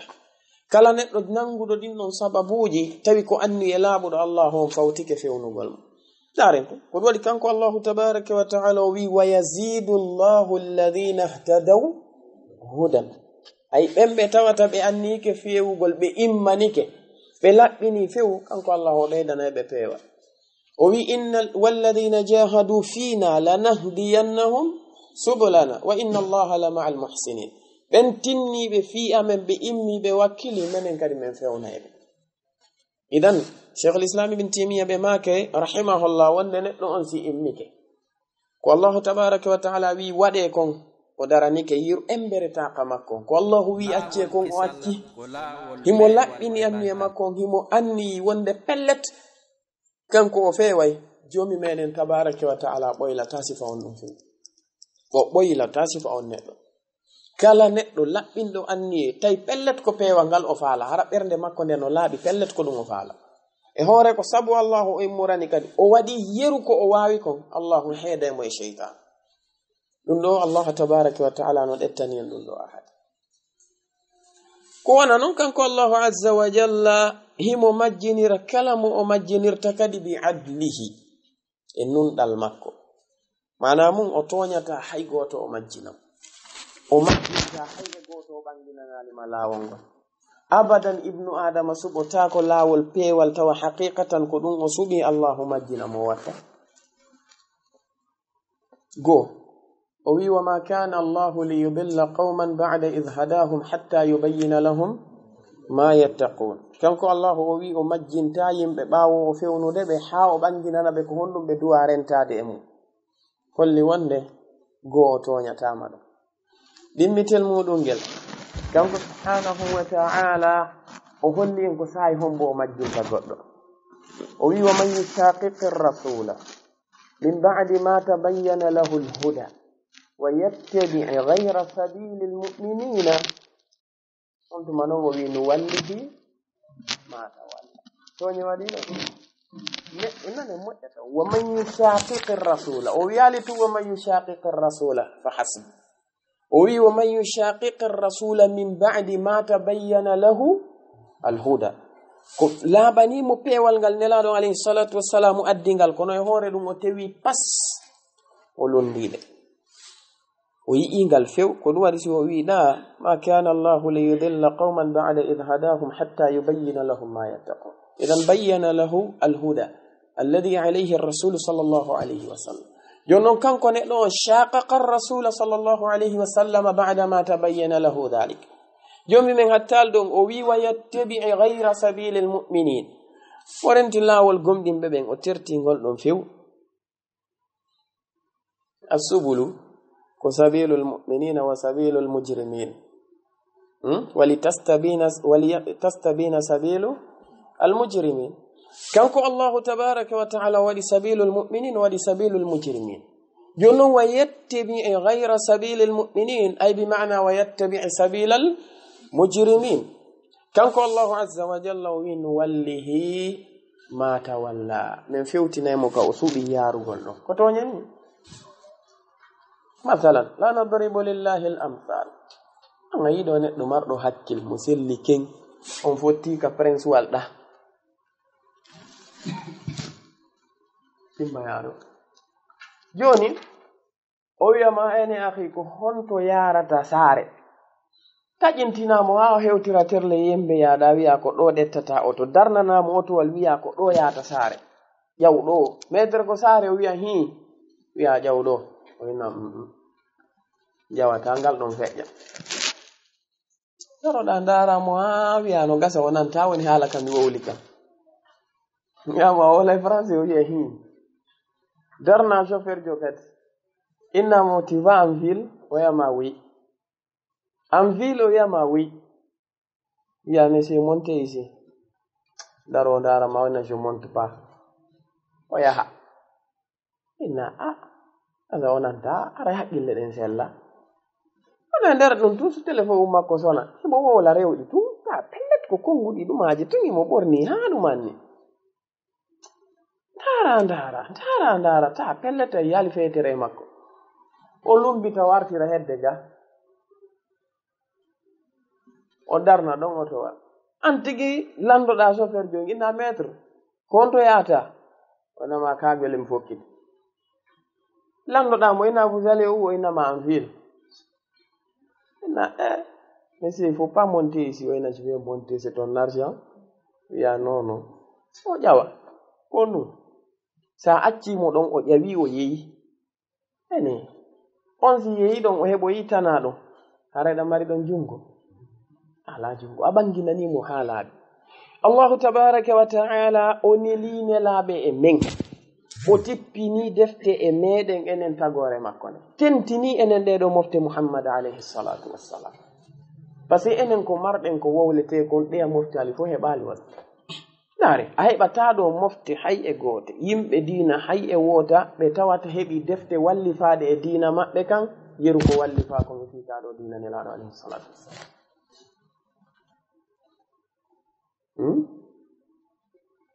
joni noon e hoore ɗum ɗon neɗɗo o ɓanginanama ha laaɓi pos o yii kanko neɗɗo o o tewo pas o sela ɗum ɗon o yahaɗa si allahu accidi on ɗon e iblisa haray o toñima ko ɗum waɗi si tawi ɓe maaki wonde yudillu man yasha'u bi adlihi mo majjinira kala mo o muyi majjinirde nunɗal makko mokko goɗɗo natota e laawol peewal tawa anni on no laaɓi o majjina gata goɗɗo heɓa subha gokkum so hadis ibni mas'ud elaɗon ɓe maaki alayhi salatu wassalam wa inna ahadakum la ya'malu bi amali ahli aljannati hatta ma yakun baynahu wa baynaha illa ذراع فيسبق عليه الكتاب فيعمل بعمل أهل النار فيدخلها هذا لقول لي جي الجيم بالجنة قالوا تياكون ماكو يا الجنة فقال الغوتا أنه فيسبق عليه الكتاب كو إندا كون يدو ماكو أرتي هوري ماكو سيولو نافورتادو ني نلانو عليه الصلاة والسلام كو بماكي كو وإن أحدكم ليعمل بعمل أهل الجنة himo golla golleji yimɓe aljanna ko golleji ɗin innete golleji yimɓe aljanna kono ɓe makali wa inna ahadakum la ya'malu lil jannati ngo goto alladhi ya'malu amala ahli aljanna walladhi ya'malu lil janna o yimɓe ɗiɗo sertuɓe goɗɗo no golla golle ɗe tawata ko golle yimɓe aljanna salatu min amali ahli aljanna والزكاة من أعمال أهل الجنة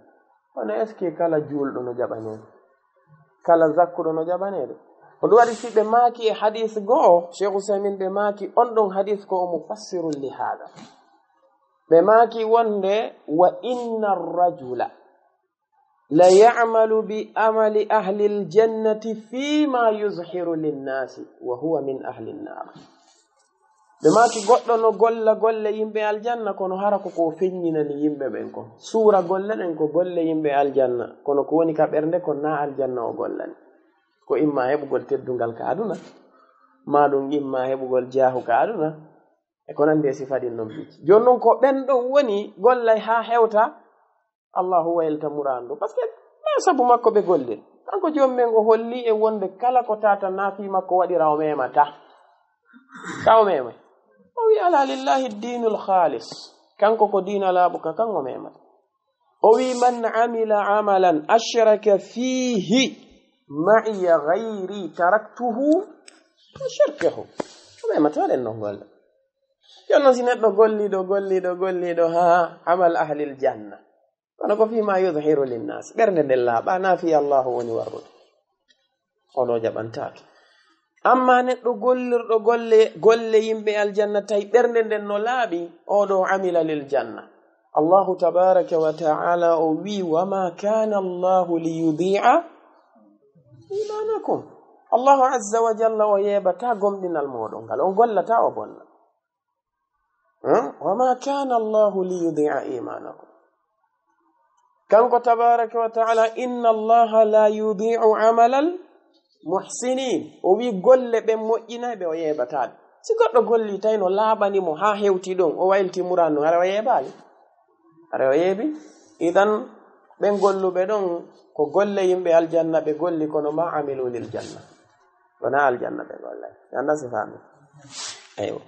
onu ɓe maki yudillu himo majjina man yasha'u kala mo o muyi majjinde fa yahduluhu o woppiramo bi adlihi nundal makko ngal ko wiyete woppugol neɗɗo on ko accidugol mo e hoore makko accidamo e cheytan accidamo e aduna on wa yahdihi mo fewna man yasha'u kala mo o muyi fewnude fa yuwaffiquhu o hawrindiniramo bi fadlihi e ɓural makko ngal fa kullun goto kala muyassarun ko o newniranteɗo bi taysirihi newende makko kanko Allahu ila ma sabaqa min ilmi faade e konko aditi e gandal makko konko aditi kon ka gandal makko ay ko gandal makko ngal aditi kon wa qadarihi e eɓɓore makko de min shaqiyin immorde e on neɗɗo mo tawata ko neɗɗo malkisaɗo aw sa'idin ma neɗɗo mo tawata ko neɗɗo wala o e hoore mum yimɓe gono heɓa iskale ɗum ɗo si tawi hawri innama kullum muyassaru lima khuliqa lahu goto kala ko newinanteɗo ko o tagira kon ma innama wonde mashi'atul khalqi ko tabi'atul li mashi'ati llahi yimɓe boyno heɓa iskale kamɓe ɓe sikkude awa ma'ana muɗum hay joni ko jabaro on ari neɗɗo on o dolete wona la en jonna e misal la nadribu lillahi al amsal fa bil misali yattadihu al maqal joni masalan neɗɗo mo tawata ko laamiɗo e leydi ara ko lanɗo laamiɗo e leydi ma wi'e laamiɗo e saare ara en naɓa leydi fuu o mooɓi yimɓe ɓen ka leydi ɗon wi'en fayda ɓe fuu maɓɓe maɗum ɗo ɓe tawata ɓen ko nan heɓe wawa yottinanoyde luttuɓe ɓen o mooɓiɓe o addiɓe e nokkure o wi'a ɓe awa e nder ndeɗo saare meɗen e hino shariyaji ɗin shariyaji e hoore majji ɗi janganama yimɓe ɓen ɓe fop maɓɓe ɓe nani kala waɗɗo hunde kaari ko hunde kaali rewnete e makko kala waɗɗo hunde kaari ko hunde kaari rewnete e makko ɗin shariyaji ɓawo ɗi jangede ɗi ɗettama ɗi windama e kaydiji waylama hay e haalaji ɗin kala nanowo haala ɓen naɓanama wowlowo e kan haala maɓɓe ɗo windama kadi wengama ene jama on andinama ka ɓe andinaka ɓe andinaka e misal harano jiya e ko wowla e on ɗon sharia wondema neɗɗo hay e goto mo tawata ko suddiɗo wanayo o yaltu o taara hoore makko ne fadlan noon o yalta hemo waɗi pantalowun seere ma hemo waɗi bodiwun hollanɗo laamiɗo e nden ɗon saare o wolni jongal leɓɓen fop ta goto jogo o wolni chef secteur en chef de quartier en e ko nandi e maɓɓe fo jon noon goɗɗo jongallejo go ɓiɗɗo makko jiwo immo o ɓorno ɗon haa o ngaɗa ngayi o sanca o darna o fokkita yaltugol tummiñam makko immo doga nodda baaben makko inna a jaaja dey imo ka dambugal ko ni o woni e yaltirde ɓen makko wi accu moɗon o yaha o yalta o yaha o fotta e police ka laawol ɓen ɗon e hoore maɓɓe tawanna kamɓe woni ko halfina ɗum ɗo nangugol mo ngol arano woodi masalan ɗuma spécial moƴƴinaɓe fi muɗum sifa no woniri no wano saudiya ɓe mari ko enete hayatul amri bil ma'ruf wa nahyi anil munkar o ara ɓen policier ɓe ɗon acca mo o feƴƴa o yaha seeɗa tun o fotta e ɓeeɗa ɓe hocca mo yo non nyande kadi ɓe fawata ko sharia o wi ko nge hoore makko ɓe nodda fuu ene oɗo si tawi hawri o fawama oɗo sharia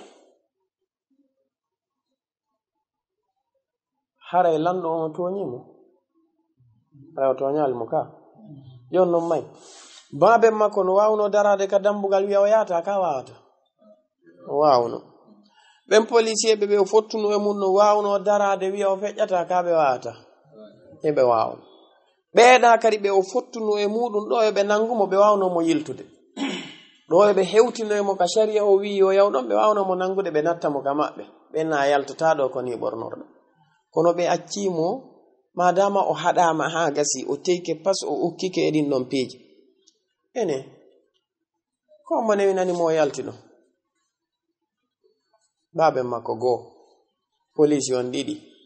ɓeɓe hay aɗa tati jono ɓaɓe newnanimo hewtoyi kaw duwaka hewtiroyde ɗum ɗon ɗon ɓe fawi lette ɗen e hoore makko maana newnalngol mo ngol ɓe duñumo ɓe duñamo ɓe haɗumo ha gasi ɓe yimo wadde ɓe accimo ɗon o waɗi idan jom meɗen tabaraka wa taala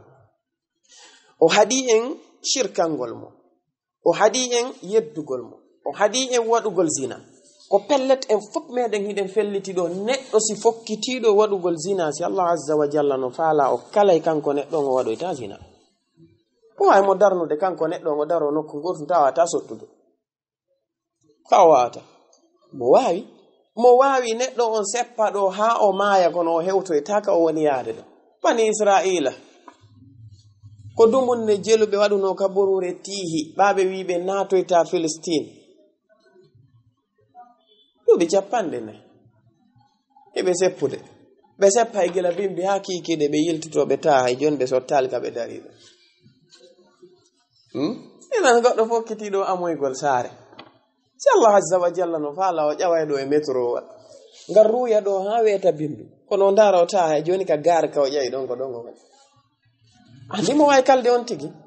koɗo waɗi no woodi fokkiteɓe waɗugol zina o kala ɓe woɓɓe yahay o kaliraɓe sabu honɗum ka yawgol maɓɓe ɓe fotta e goreje maɓɓe mo ɓe hersata ta ndeñande programme on boni ɓe yata kaari yilto ɓaawo am ɓe yatta e makko ka waɗoyta ɗum ɗon ka waɗde woɓɓe goo kadi yaha ha ɓe yewtida e jiwongo fokkita yaltugol tum ɓe makko immo ɓe immo tun o naata o wiya hande boni ɗiɗo fof no waɗa woɓɓe goo kadi no ara ɓe eɓɓa waɗugol few kono ka fokkitugol maɓɓe ɗon ɓe yiya jama yeeso maɓɓe tawata gesuta ɗiɗo fof no woodi idan kanko tabaraka wa ta'ala si innama o newinani gooto kala golle moɗon nden ka sengo golle moƴƴe wana dey bi ma'ana kanko subhanahu wa ta'ala o wallitoto neɗɗon o acca mo woni o waɗa ara o jaggali mo amma ka golleji moƴƴi kan ɗum ɗon kanko tabaraka wa ta'ala woni hokkude on tigi dole kañum may iman ko annon so o lutti kanko tun e iblis hay nde julde ɗo nde ɓurante teddude rondagol fello hara accide iblisa ta yiɗa immoɗo salligo tawa no newi wallah azza wa jalla newinama wa innaha la kabiratun illa ala alladhina hada Allah anda sifata idan si innama kullum muyassarun lima khuliqa lahu ko be sendidiron taw at-taysiru lil mu'mini wat-taysiru lil kafir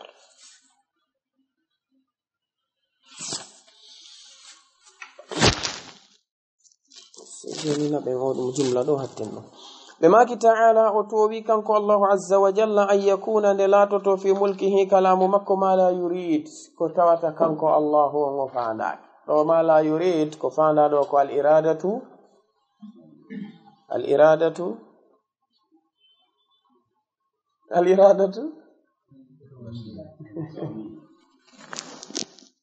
الإرادة الكونية إرادة الله عز وجل على قسمين إرادة كونية وإرادة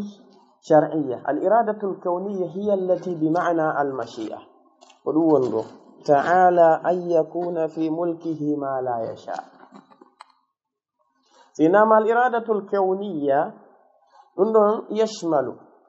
ما يحبه الله وما لا يحبه مما يقع لا محالة نموبي ندري كلا كتاوتا kanko Allah azza wa jalla himo yidi e konko o yida kono ko taka ko be laato dum don kanko Allah o hoddiri laatoto ko dum do inete al iradatu al kawniyya foti mo yidi foti o yida kono madama laatoto kanko Allah o moyi ko be laato ko inete al iradatu al kawniyya ko sufa dum kanko tabaraka wa ta'ala o wi fa'alul lima yurid o wadai kala ko o moyi kala ko tawata kon o faandike dum woni bi maana al mashi'a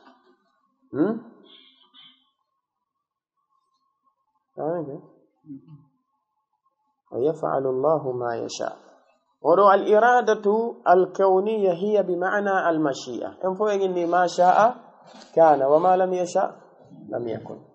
أما الإرادة الشرعية إنما الإرادة الشرعية كما يحبها الله عز وجل فقط أحيانا يقع وأحيانا لا يقع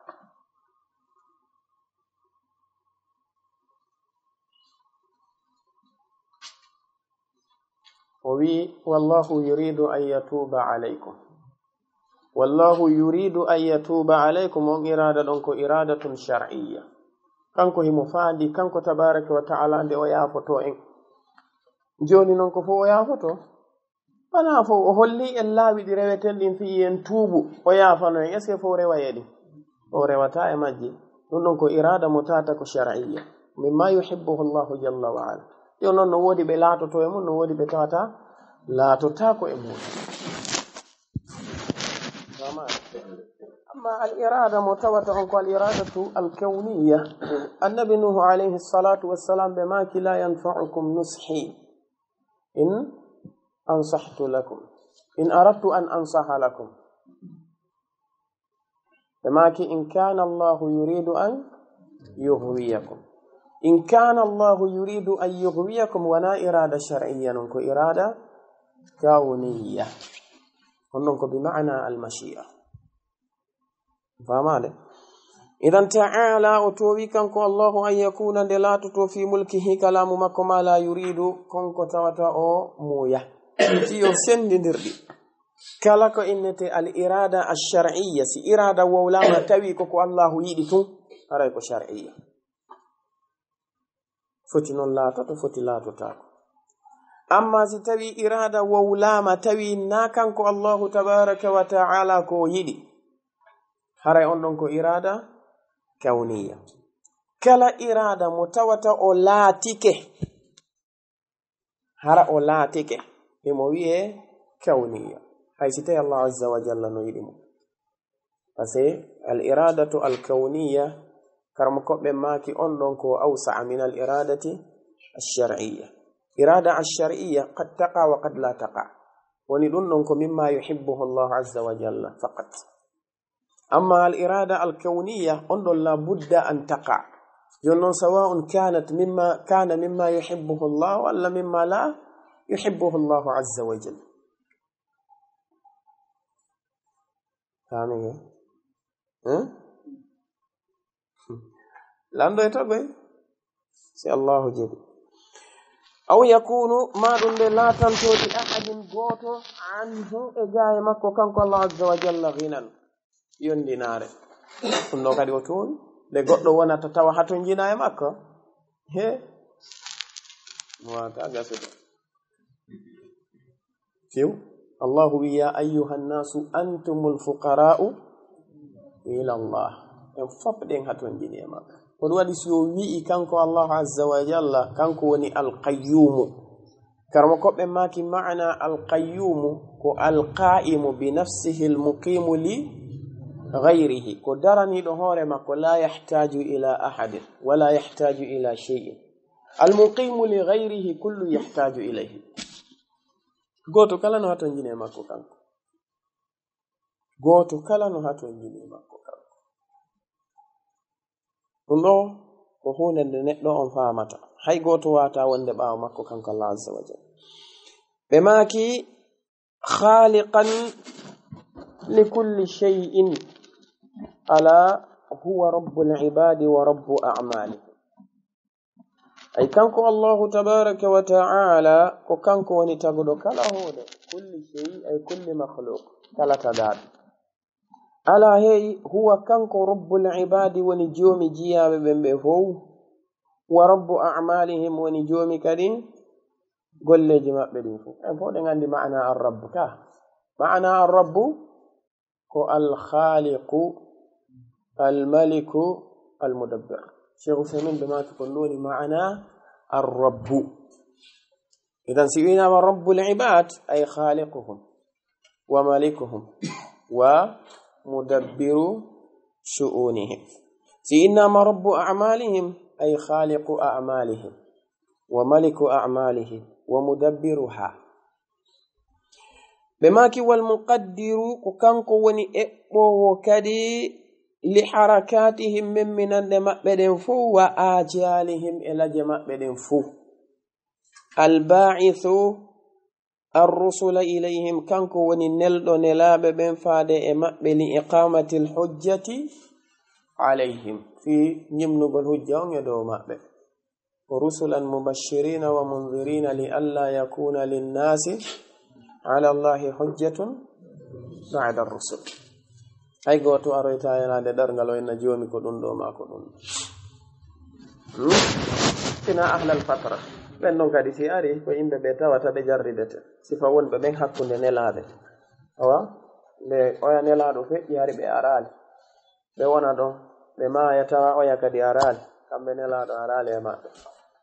ɓen ɗon kañum may abna al kuffar e ɓe yimɓe ɓe tata ko heɓaɓe ta ko jofo tu woni ha maayi ɓeɗo karmokoɓe go maki wonde ko yimɓe ɓe tawata ko joffi ala kulli hal fiyake maɓɓe on e hoore mum Allah azza wa jalla o gollidiroytaɓe e maɓɓe hara ko e hoore